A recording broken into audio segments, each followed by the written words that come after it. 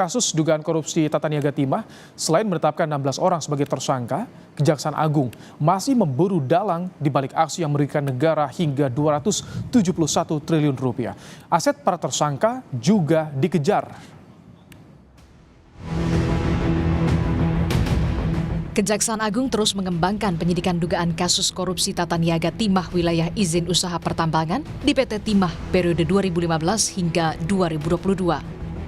Usai menetapkan 16 orang sebagai tersangka, termasuk 2 diantaranya, yakni Helena Lim dan Harvey Muiz. Satu persatu, harta para tersangka yang berkaitan dengan kasus korupsi disita penyidik. Yang terbaru, 2 kendaraan mewah milik Harvey Muiz, yakni Rolls Royce dan juga Mini Cooper, yang ditaksir mencapai 19 miliar rupiah, disita dari kediaman Harvey di kawasan Pakubuwono, Jakarta Selatan. Selain melacak keberadaan aset para tersangka yang berkaitan dengan kasus, penyidik juga menelusuri siapa dalang di balik kasus ini.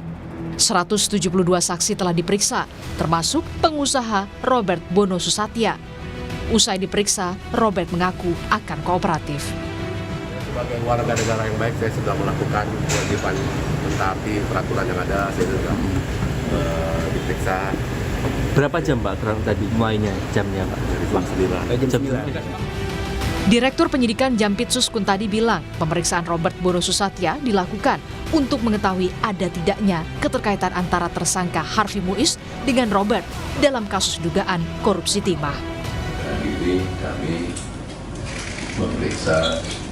memanggil dan memeriksa saudara RBS sebagai saksi.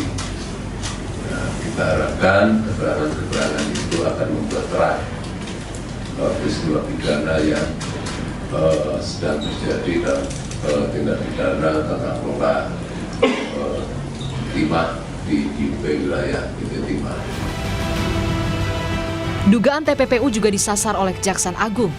Dari 16 tersangka, beberapa orang sudah dikenakan pasal TPPU. Kapus Penkum Kejagung bilang tak menutup kemungkinan ada pesohor yang akan diperiksa dalam kasus tersebut. Apakah nanti dalam kemungkinan bertambahnya tersangka ini akankah juga melibatkan pesohor, Pak Ketut? Saya kira akan mengarah ke sana semua ya. Bukan saya menakuti, akan mengarah ke sana semua ya. Untuk sementara kita harus mendudukkan perkara ini secara konstruksi yuridis ya.